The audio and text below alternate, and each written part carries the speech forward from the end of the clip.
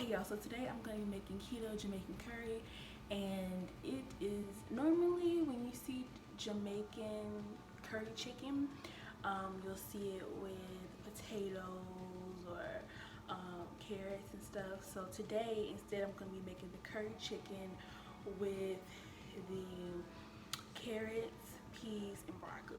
So yeah, anyways, you can eat this with cauliflower rice if you want, or you can just eat it by itself, which is what I plan on doing. So anyways, stick around and see how I do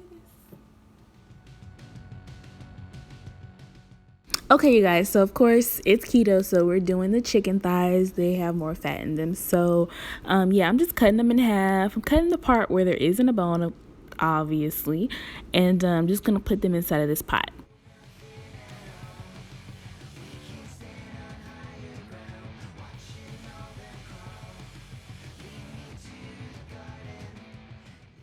Okay, great. So now we're about to add the seasonings, and as you can see, I am adding 2 tablespoons of garlic powder, and now I'm about to get the onion powder. I'm gonna do the same amount, pretty easy.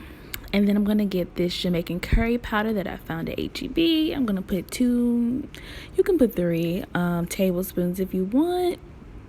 It's a whole bunch of curry, y'all, but you can see the ingredients too. You want to make sure that the ingredients do not have any sugars in them, just plain spices. And so now I'm going to use some ground cumin. I'm going to add a little bit of that and some allspice as well. So we're doing about a teaspoon of that, as well as the ginger. So we're just going in, baby, with all of these seasonings. And we're also going to do the pepper. You gotta have that pepper, and you gotta have your salt, okay? The Himalayan pink salt, throw it in there. And so yeah, once you get it all to your liking, you add as much seasoning as you want. You are going to go ahead and add your seasoning. I don't know, I call them seasoning, but it's onions, bell peppers, red bell peppers, green bell peppers, and you're just gonna add it in there and mix it up as you see me doing right here.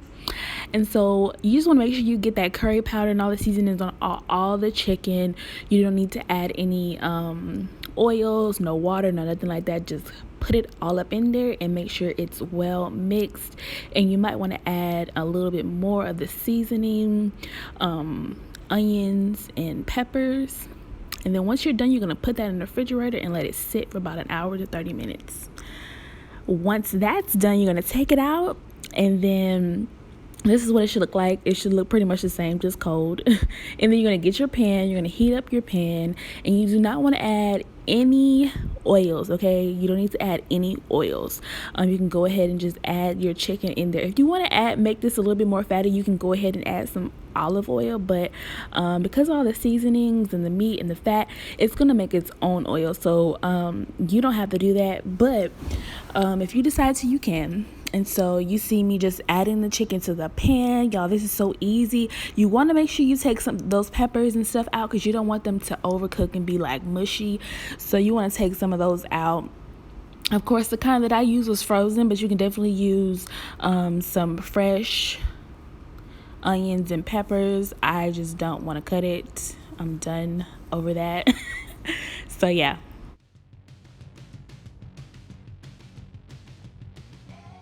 So I let it cook for about good 15 to 20 minutes, and baby, look at that chicken. Okay, that's exactly how you want it to look. You want it to be nice and golden brown on the outside. You want to just make sure that it's getting evenly cooked all the way around. And then we're gonna go ahead and add them onions and peppers and the rest of the seasoning, and we're gonna just throw it in there and kind of, mix it around and let it cook. And then we're gonna go and we're gonna get our garlic, because if y'all haven't noticed, we haven't added no garlic. I mean, what is a dish without garlic? So we went ahead and we're getting this garlic. I'm getting the already minced kind, but you could definitely put some fresh garlic in there. And then I'm going to get this Scotch bonnet powder that I found at HEB. You guys, when I tell you this stuff is legit, it is legit. I put this much in at the beginning, and honestly, you can't really taste it that much. So if you're not somebody who's big on spicy things, that amount that I just added is perfect. You know, a couple shakes here and there. But I went back later on and I added like a whole bunch of shakes, because I wanted to taste the heat. And yeah, it was reminding me of Jamaica, baby. It was reminding me of them authentic Jamaican restaurants, okay? So yeah, you go ahead and you mix that in and you just let it cook for a little bit. And then I'm gonna go ahead and I am going to add some water to this. And we're gonna add the water just so that we make sure the chicken is fully cooked, and just to make sure that everything is well mixed. The seasonings are cooked into the meat and the vegetables, and yeah. And so you see I just added the water to the pot so that I can get all of those juices and sauces, because we are not wasting not one little bit of it. And yeah, and so then we're gonna let it cook for about 15 more minutes, and yeah.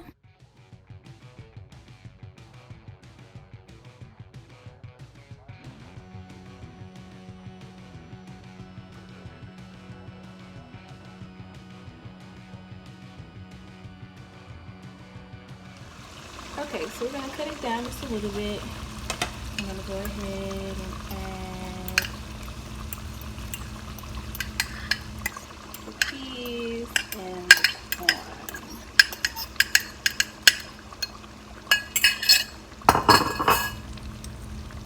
Now, of course, Jamaican curry chicken does not have peas in it, but I added peas to it.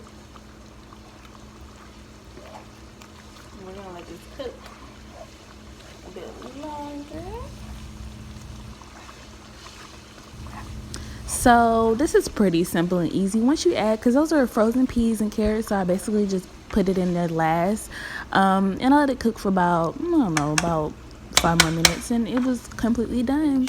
But y'all, this was really good. When I tell you I enjoyed lunch and dinner for that entire week, it was amazing. So I mean, really, I need some people from Jamaica to go ahead and let me know how I did. What y'all think? Let me know. Listen,